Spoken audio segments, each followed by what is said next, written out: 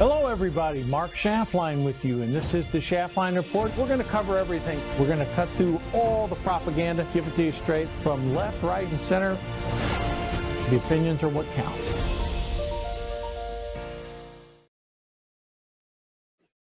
Hello everybody, Mark Schaftlein with you, and this is the Schaftlein Report. It's the weekend edition, and we are going to summarize an eventful week in American politics. We're going to talk a little bit about America from its birth to where it is now. And we're going to get into the events that took place on Friday when Robert Kennedy withdrew from the race and supported Donald Trump. And for this discussion, folks, we could not have a more appropriate guest. Thomas Del Beccaro, he authored a book, I'm going to get the name of this correct, The Lessons of the American Civilization, Its Rise and the Warning Signs of Its Decline. Thomas, welcome to Schaftlein Report and Patriot TV. What a time we are in right now. My goodness, we have a convention where someone becomes the nominee who's never gotten a vote, and then we have a candidate who, against his best efforts, literally slammed by the DNC. Thomas, give me your thoughts on the week, Kennedy, and then I want to dive into your book because, boy, it is so appropriate for the time we're living in right now. Yeah, this is an extraordinary time, no question about it. And when I first started reading history books, literally as a young teenager, I was attracted to Will and Ariel Durant's work. I read it exhaustively. They talked about the rise and fall of civilizations, and I would not have guessed in my lifetime that the things that we are seeing going on in America today would happen. I thought one day they would happen, but I didn't think I'd see it in this context so early on or so quickly. And what we're seeing today exhibits warning signs of decline, where the government is actually protecting itself from the citizens. They want our money, but not really our 2 cents. They are making it so that they get reelected consistently instead of the disruption of parties switching that we used to have. And this is a dangerous moment. If this continues, the Republic will suffer in the years ahead. As far as Kamala, you're right. I debated her in 2016 in the U.S. Senate races. She didn't provide much information then. She hasn't provided much information now, but think about it. Obama didn't either. Certainly Joe Biden ran a basement campaign, and now they're doing it again on platitudes and not details. And quite frankly, it's worked for her so far. Her PR organizations, CNN, MSNBC, and others, are not requiring it. And the question becomes, in the days and weeks ahead, will that really be all she does, is one debate and otherwise avoid the press? And if so, in a dangerous world we live today, what does that mean? Oh, I absolutely think that she will. I mean, you can disagree with the policies of the Democratic Party, but it's not an accident that they've been in power in the White House 12 out of the last 16 years. It's not an accident that she hasn't been in front of the mainstream media or legacy media or new media or any media. No press releases, no press conferences, no interviews for 33 days. And now she said, well, maybe by the end of August, I'll do an interview. Look, Thomas, I watched that speech the other night on Thursday night when the Democrats had their final coronation. And at the end of that speech, I was just thinking that would make a moderate Republican happy, what came out of her mouth in that acceptance speech. And the policies, or not policies, but general innuendos that she talked about resemble nothing close to what her past references have been. You know her on a personal basis. I mean, is this any surprise to you? I mean, I literally felt I was Lowell Weicker, the old Connecticut senator. He could have given that speech. It was sort of a just barely center left, if you will, a policy speech last night that, again, if I was a moderate Republican, I probably would have been clapping at 80% of that speech last night on Thursday night. You're dating us by bringing up Senator Weicker, but you're 100% right on that. Look, there was a British politician who said very long ago about someone that they bear the impression of the last blank that sat on him. And that's the reality for her. When she first started out in politics as a DA in San Francisco, she was under the tutelage of Willie Brown, who is a very powerful Democrat, but he was practical. And she did some practical things. She did some far left things, like uh, not follow the law as the DA on the death penalty, and that ironed a lot Dianne Feinstein and also Barbara Boxer, the U.S. senators at the time. In fact, Feinstein said if she would have known about this, she would have not supported Harris.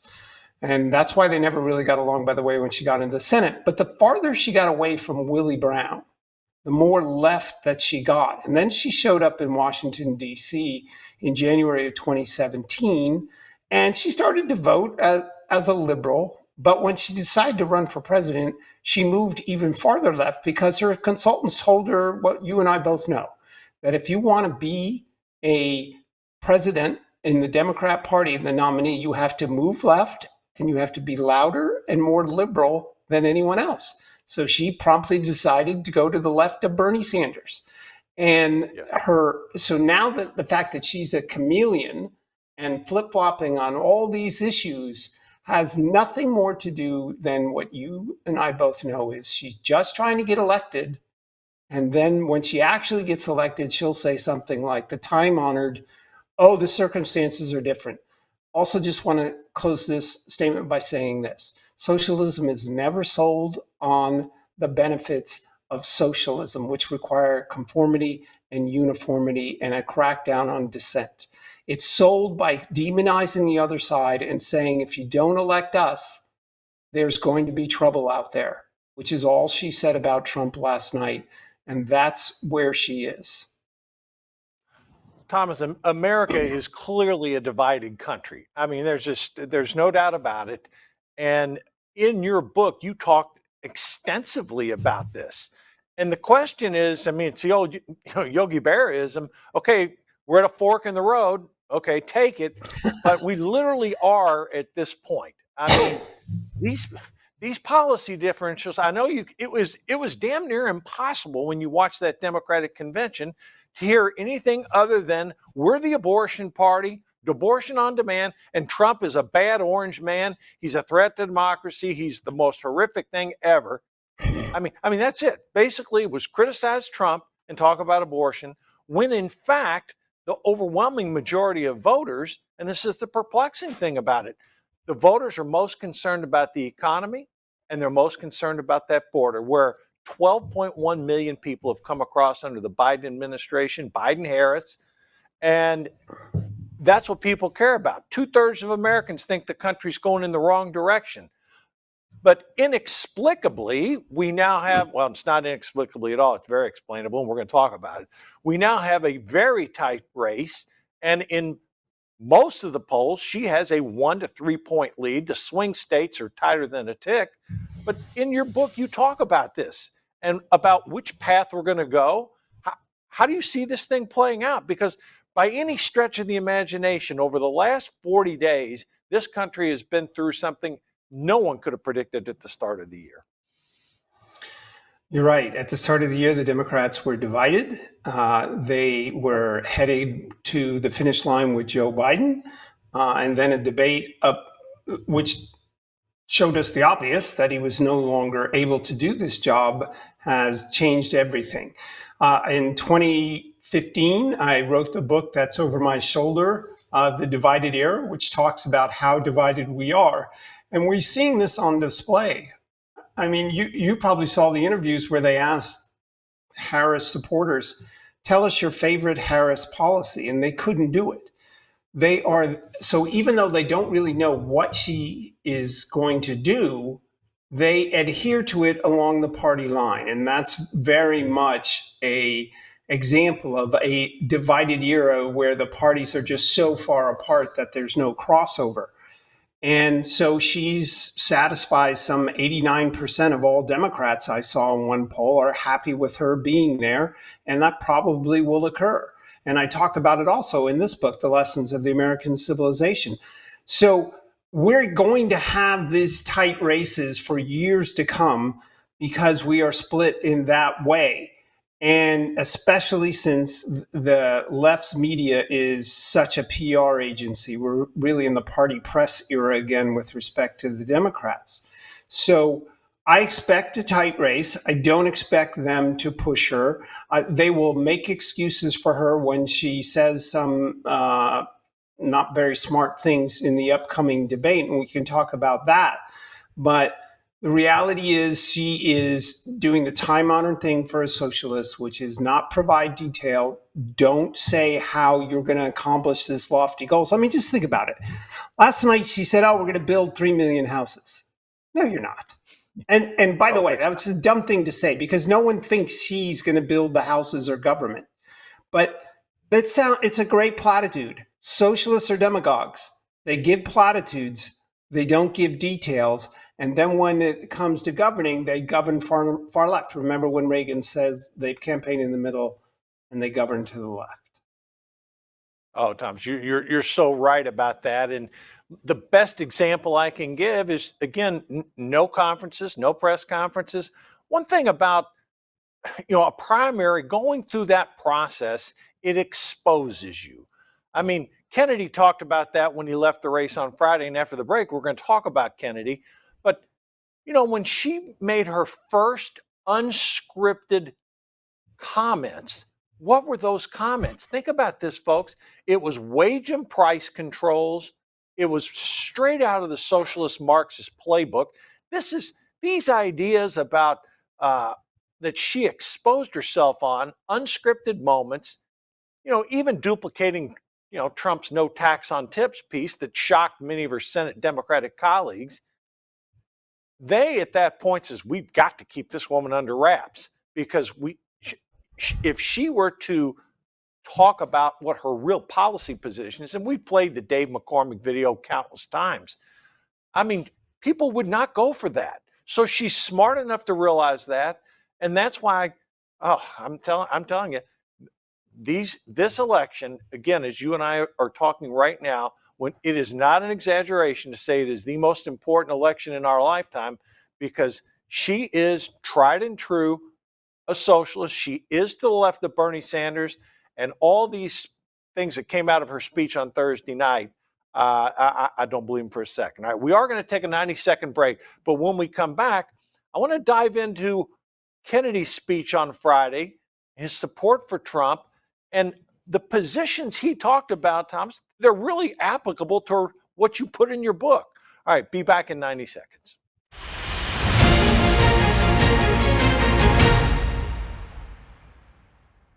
Sounds rolling, all 3 cameras, we're good. Is there any regrets that you have in life? I should sit here and say, yeah, I got a lot of regrets. But when I look back on my life and I understand the lives that were lost, I mean, I'm sitting here with you. And I can tell my story.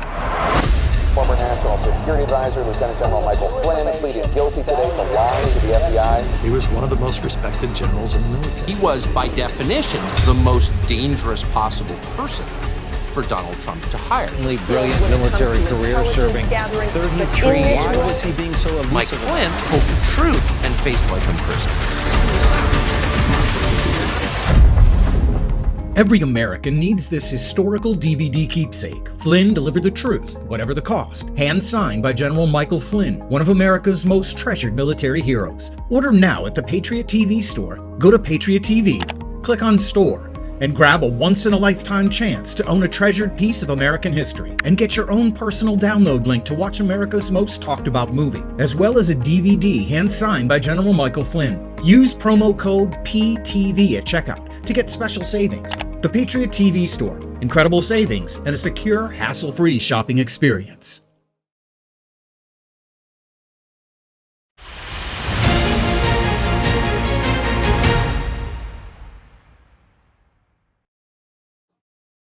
And we're back with Thomas Del, make sure I pronounce this right, Beccaro.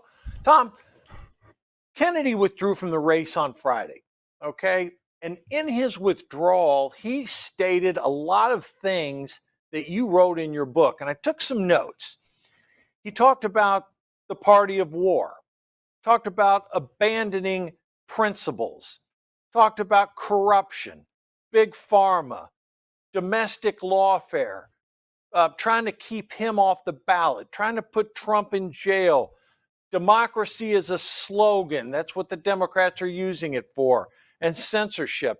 You talked about all these items when you wrote your book, and I'll be damned if every one of them applied to Kennedy, and now he's calling the Democratic Party out on these. And again, this is Robert Kennedy, whose father and uncle were assassinated running for political office in this country. One was president, one was trying to be president. Yeah, it was quite honestly a tour de force speech. Every American should listen to it. He talked about censorship, and then during that process, CNN cut him off because he was talking about big media censorship, which is a commercial in and of itself, isn't it? In my book, I talk about the dangers of centralizing power in government. America succeeded because at its founding, economic and political power were pretty even throughout the country. There was no big centralized government. You had 13 colonies, and while it was true Virginia was the most powerful among them, Virginia didn't impose much on Georgia or anyone else prior to the Constitution. So it was evened out, and anyone could succeed, almost anyone economically, slavery excluded, could succeed. And that allowed for an even base democracy or a republic because individuals were close to power. They could participate in many ways in government, whether it's running for office or voting. The danger in history is when power centralizes political power in a capital like we have today. Also, when big government does business with big business to the exclusion of everyone else.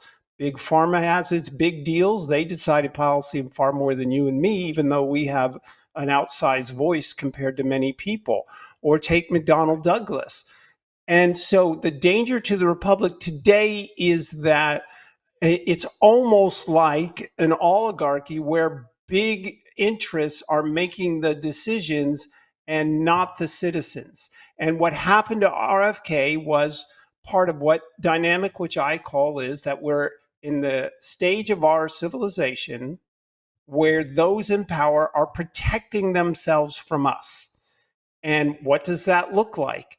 It is where the DOJ and the FBI, as I wrote about 3 years ago at Fox News, are wanting to decide who can be president of the United States by letting Hillary go despite the obvious signs of crimes and going after Trump so dramatically. And censoring.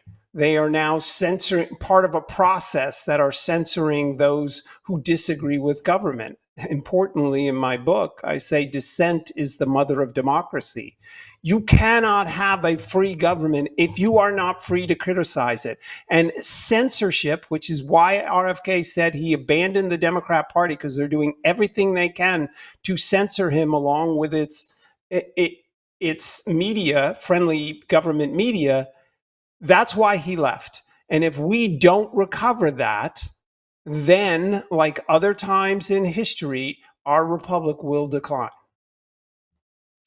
You know, Thomas, he when he stepped aside on Friday, he did it in a slightly different way. I believe he took his name off the ballot in all of the swing states, but left it on in the deep red and deep blue, the ones he had qualified for the ballot. Is that how your reading was? Because he did come out, and he has strongly come out for Donald Trump now. And what did the Democrats at the Democratic National Convention do when they perceived that this was going to happen? They called him a fraud, a turncoat. Again, everything they could to smear him, because the man has a conviction. He has beliefs.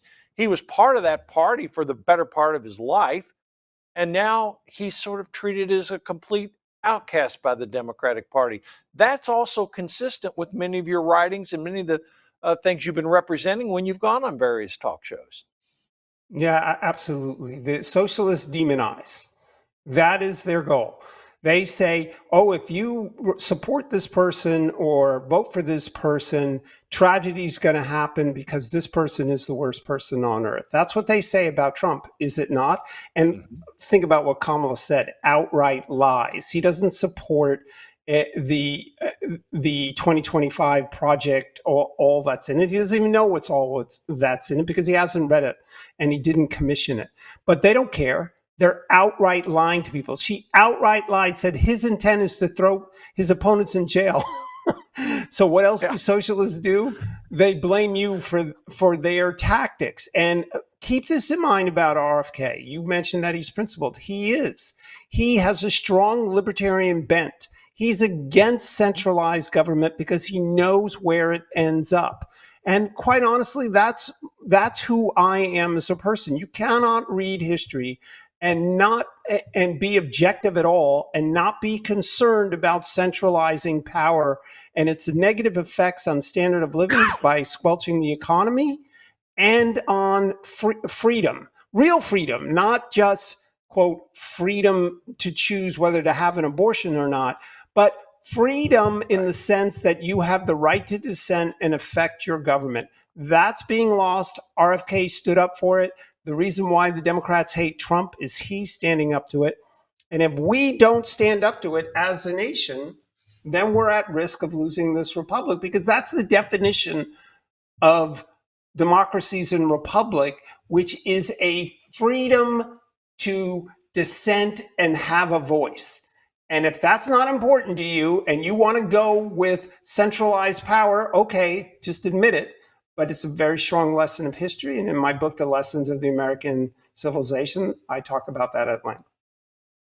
Well, as the late, great Rush Limbaugh used to say, there's a lot of voters from Rio Linda, just joking, but there are a lot of low information voters out there, Thomas, and they look at, as I said this, I was talking about it on Election Edge earlier in the week. If this election comes down to issues and what's best for the United States, what's best for its people, Donald Trump will win this election, because on the surface, people genuinely have a fondness for Trump policies from when he was president. You know, we didn't have super high inflation. Yes, it's come down, but food prices are up 22% since Biden and Harris took over. We're in the midst right now of war in the Middle East and war with Russia and Ukraine and countless others around the globe. We didn't have that when Trump was in office. And the demagoguery of Trump has reached new heights. I mean, at that speech on Thursday night, it was filled with lies. They came out and they said Donald Trump is for a nationwide ban on abortion. Thomas, there's zero truth to that, none whatsoever. They said Donald Trump wants to cut your Medicare. Donald Trump has never uttered one word about cutting Medicare. Then Donald Trump wants to cut your Social Security. That not only was a lie, but Trump has advocated that people not have to pay tax on their Social Security income. So, I mean, whether you, on the surface, and this is, again, to borrow your points out of your book, this is what socialists and Marxists do. They paint the rosy picture. They appeal to a certain group, a certain demographic of the population. And in this case, the Democratic Party seems to be going to those on the south end and those at the very high end. So you look at how things are breaking, complete lies about Trump, mischaracterizations, and putting out literally no policies of their own other than shifting to the center, which, Thomas, you warned about in your book and when you were dealing with her in California. Make some sense of this madness if you can. No pun intended. We have a great show making sense of the madness. But in seriousness, Thomas, this is uncharted times right now, because we have a candidate now, major party candidate, who literally got no votes, picked by party elders.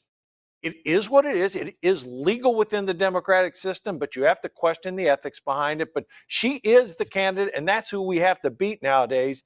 So I would hope that Trump would get off the Biden train and start really focusing on the damage that this woman could do if she ever got near that Oval Office.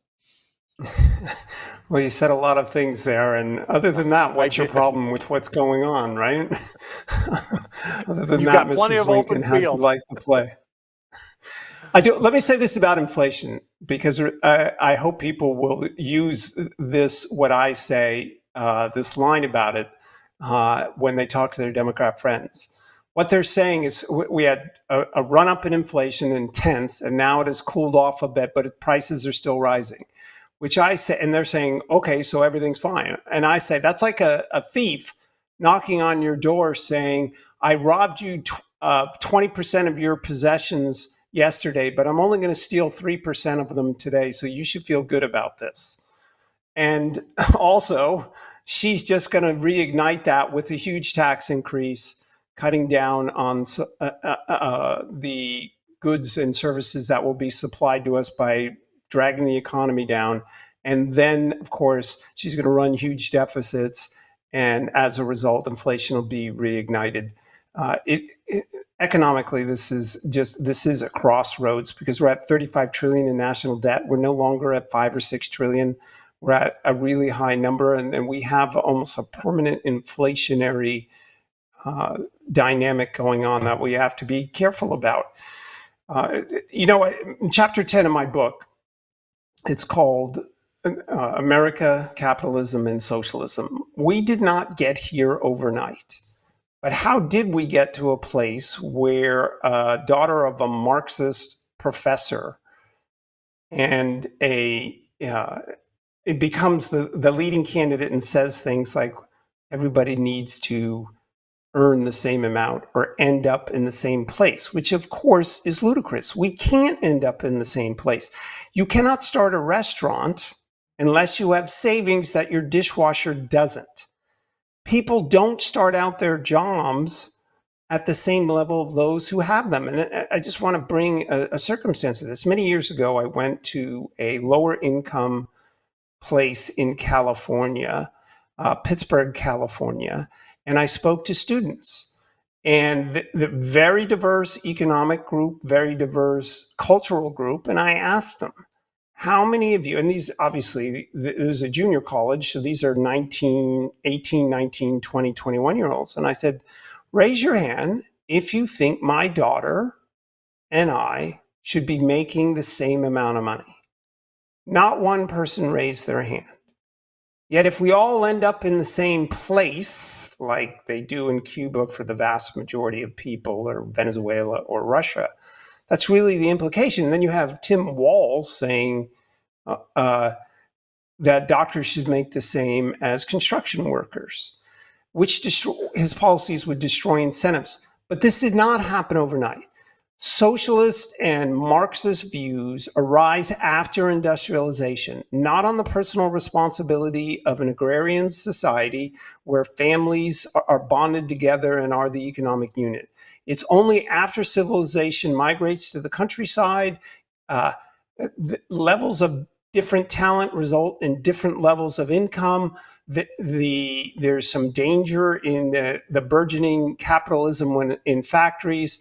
And then these views, when some people make a lot more than others, like a Rockefeller, then these views of Marxism and socialism begin to appear, even though they're forgetting that Rockefeller's father was a drunk and a carpetbagger who disappeared from his life.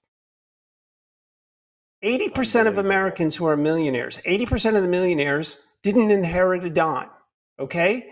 So our system creates enormous wealth. And then when that wealth becomes so much, because America, I think in the 1950s, surpassed the point where over 50% of our personal consumption was on non-necessary items. What does that mean? We're buying movies or going to movies. We're buying the extra handbag, things that aren't necessary.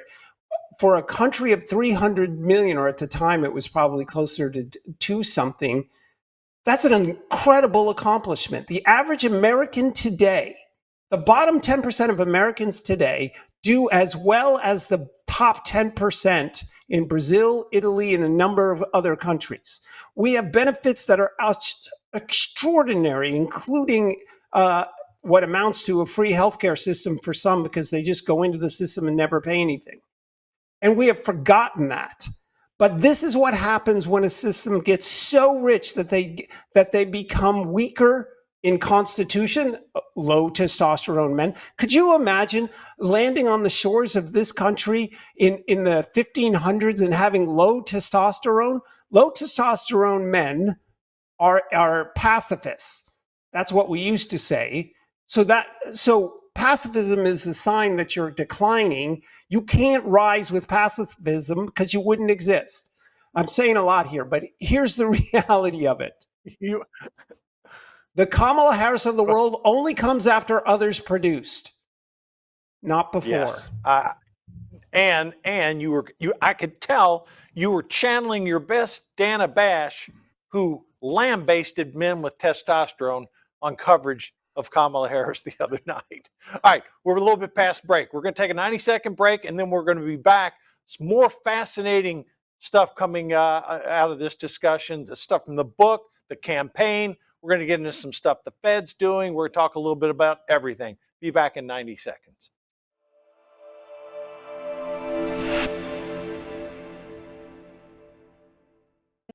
Don't let them win. Patriot TV is committed to delivering the truth. America's new network for patriots is growing fast, and we'd love you to join us as a member of Patriot TV.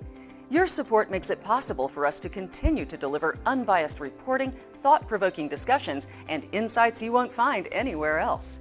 From in-depth interviews to behind-the-scenes footage, Patriot TV brings you closer to the voices shaping our nation's future. Whether it's political developments, cultural shifts, or global affairs, Patriot TV keeps you informed and empowered. As a member of Patriot TV, you'll get perks like personal invitations to exclusive Patriot TV events, where you can gather and network with like-minded Americans. We'll also host online events throughout the year with General Flynn, who's committed to host live Q&A webinars where callers like you can ask him questions and get real answers. Access to these events will be members only, so go to patriot.tv, click on Become a Member. It's fast and easy.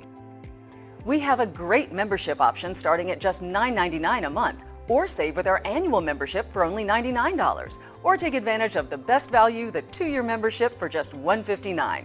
Go to patriot.tv, click on Become a Member. It's fast and easy. Do your part to make sure the truth gets out to all patriots and help ensure future programming. Become a member today.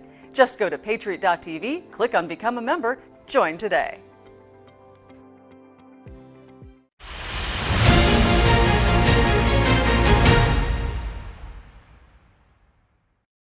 And we're back. All right, so on Thursday night, Comrade Harris came out with no economic policies other than we're going to raise tax on wealthy Americans. It seems like that comes around every couple of years when we have an election in this country. We're going to find a path to citizenship for all the illegal immigrants in the country who, oh, by the way, have continued using services without paying for them. And we are going to just do everything possible, and this is where it just really got me irritated when they were talking about all the bad things that Trump's done, when in fact Trump has advocated solid economic policies. And when Trump was president, we had solid growth. People feared the United States, and we had inflation less than 1.5%. Right on cue, Thomas, the Federal Reserve came out on Friday, Jerome Powell, the chairman, and said it's time to start cutting interest rates. You know, I happen to slightly agree with him. We've had rates elevated for some time now, but inflation's cooled down, but it's not defeated. We still have 3% inflation, Fed funds rate at 5%. The Fed's going to cut, but economically, Americans still feel that this inflation is their number one issue, and they don't just view it from an inflation point of view. They view it for what it means when they go to the grocery store and they fill up their car with gas and they have to pay their insurance bill.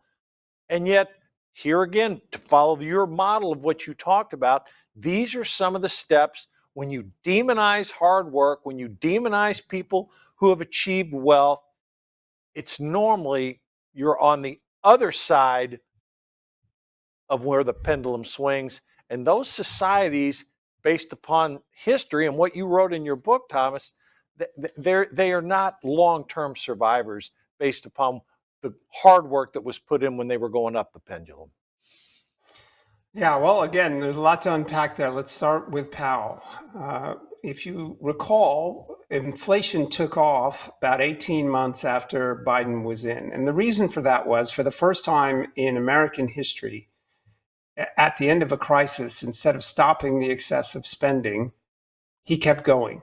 And by the way, Republicans in Congress owe some of the blame for that as well. There's inflation and CPI. So let's talk about inflation real quick. Ideally, the supply of money grows at the same rate over time as the supply in goods and services.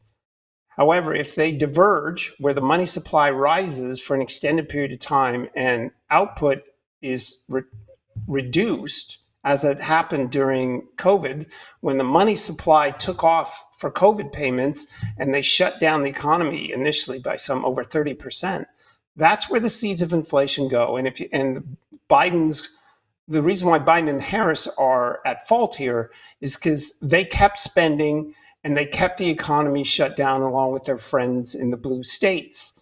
So they own that issue.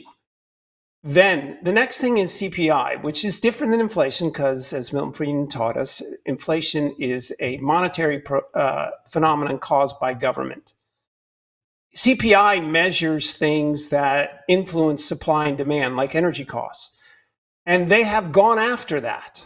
And as a result, energy costs have risen, and that ripples throughout the economy. My point in telling you all of this is the same exact conditions that resulted in inflation. Remember when the Treasury Secretary said this was a temporary situation or transient? I immediately went up and wrote an op-ed saying, no, it isn't transient because all the reasons it started still exist, which is printing of money, reducing output, big deficits. All of those still exist today. So while the Fed has brought down the economy, because the only answer they have isn't to reignite and provide incentives for goods and services, because the socialists don't know how to do that, they just keep spending. So what does the government do after causing inflation for you and robbing you of 25% of your purchasing power? Oh, I know what they'll do. They're going to push you out of office. And that's how they did it. But the conditions that caused all this still remain, and we're what I call a flat tire away from a problem. And that flat tire could be a big shock in the Middle East because of war or some other thing that interrupts supply. And so we're at a dangerous crossroads. They have weakened the economy enough to even make the case, bring the interest rates down. But inflation will ignite again under a Harris campaign. They will not ignite under Trump because he knows you can't keep spending and he's going to reduce the cost of energy. Other than that, sorry, you're getting me passionate here. Well, for good reason why. I mean, you talked about the money that was spent on COVID, and then what did Biden and Harris do? And Harris cast the deciding vote on these two bills. These bills were literally 50-50. There was, I think, the first bill, they spent $1.9 trillion. This is in addition to the COVID money that was spent. The second bill was $950 billion. Now, you don't need to be a rocket scientist there. That's just shy of $3 trillion of spending that all 50 Republicans in the Senate said no to. Well, because we had an equally divided Senate, Kamala Harris, cast the deciding vote as vice president, and voila, we ended up getting $3 trillion of additional spending. Printed money. Economic program, Finance. Printed money. Financed by printed money, which means inflation. 100% spot on. Now, we fast forward to where we are today. Again, she didn't put out any economic policies. Finally, when Trump was going out on the stump and, literally from whether it was at Mar-a-Lago or campaign rallies or finding the nearest microphone in Bedminster, he was giving press conferences, he's giving speeches, and he's talking about these things. And I think it sort of forced her hand a little bit to talk economics. And then what does she do? She rolls out, the Marxist playbooks. And economists even Jason Furman, who was President Obama's top economist, he said, no, none of this stuff that we will never, none of this will ever pass. So sort of calm down. Don't worry about it. And by the way, if it did, we would add $1.7 trillion of more debt to what the government currently has. Well, Trump is talking pro-business and she is talking anti-business. And Thomas, that's what concerns me. I mean, she's advocating raising the corporate tax rate to 28%. It's at 21 right now. Trump has even talked about maybe lowering it to 15. You can already hear the arguments coming out. Well, Trump's for big business. He doesn't want to help middle America, et cetera, et cetera. You and I know damn good and well that's not true. If you raise that corporate tax rate, as she is advocating, to 28%, what are corporations going to do? They're going to go elsewhere. They will literally, there are countries around the world who would welcome them with open arms. Look no further than what's happened with China and Vietnam. China was, all these factories get built in China. Wages were low. All of a sudden, wages start going up in China. Well, what do some of the companies do? They say, well, wait a second, we can move to Vietnam or to India where wages are a fraction of where they are in China, and voila.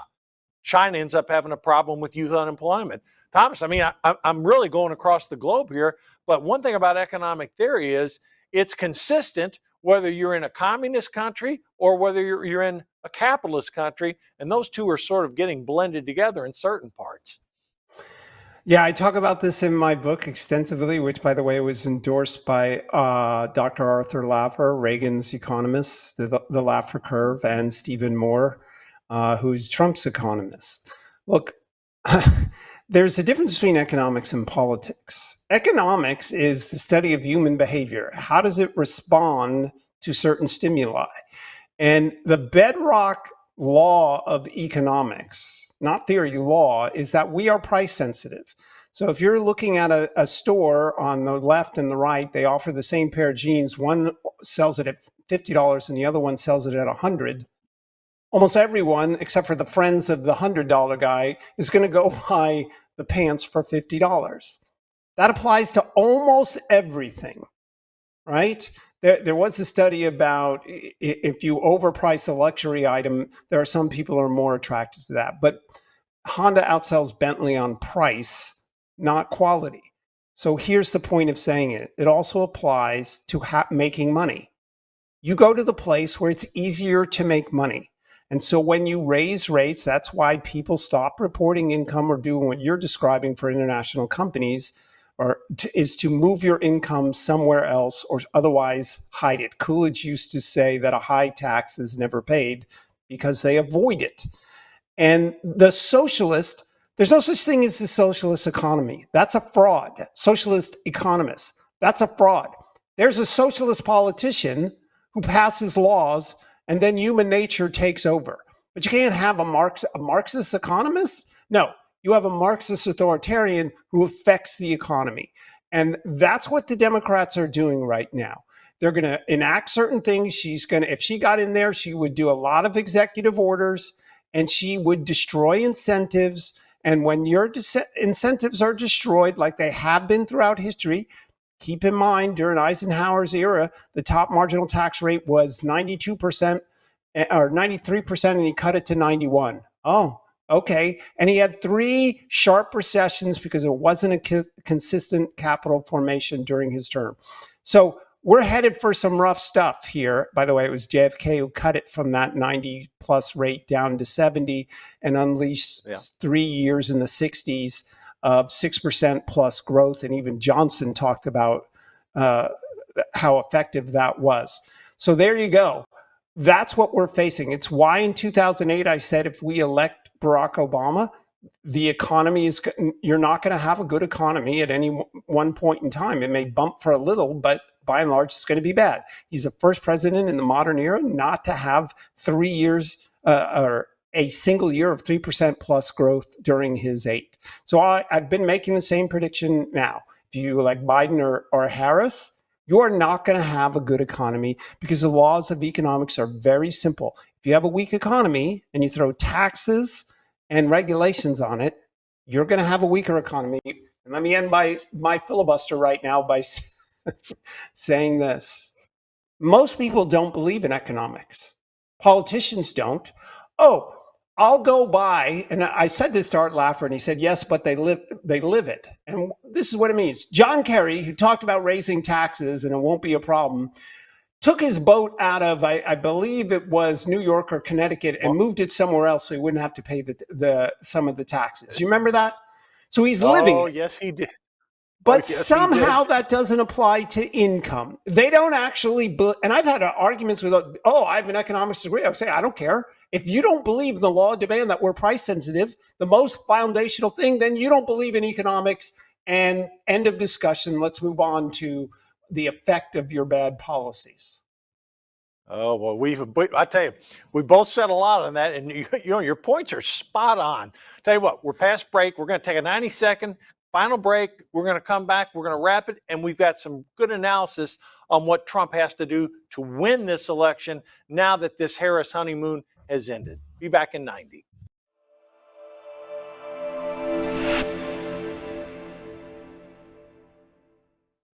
Don't let them win. Patriot TV is committed to delivering the truth. America's new network for patriots is growing fast, and we'd love you to join us as a member of Patriot TV. Your support makes it possible for us to continue to deliver unbiased reporting, thought-provoking discussions, and insights you won't find anywhere else. From in-depth interviews to behind-the-scenes footage, Patriot TV brings you closer to the voices shaping our nation's future.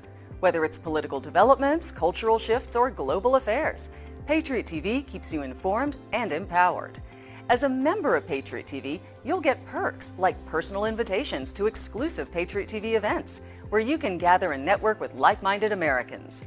We'll also host online events throughout the year with General Flynn, who's committed to host live Q&A webinars where callers like you can ask him questions and get real answers.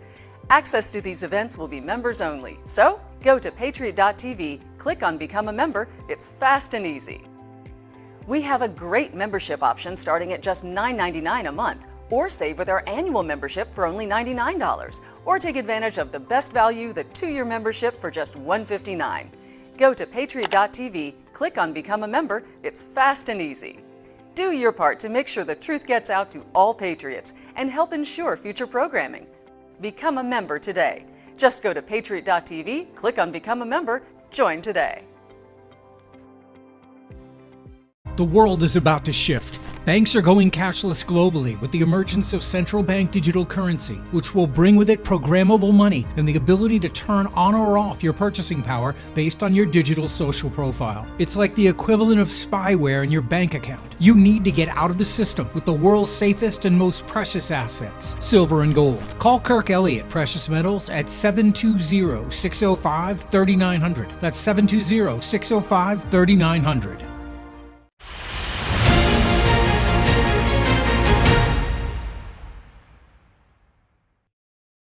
And we're back. And folks, I strongly encourage you to reach out to Dr. Kirk Elliott.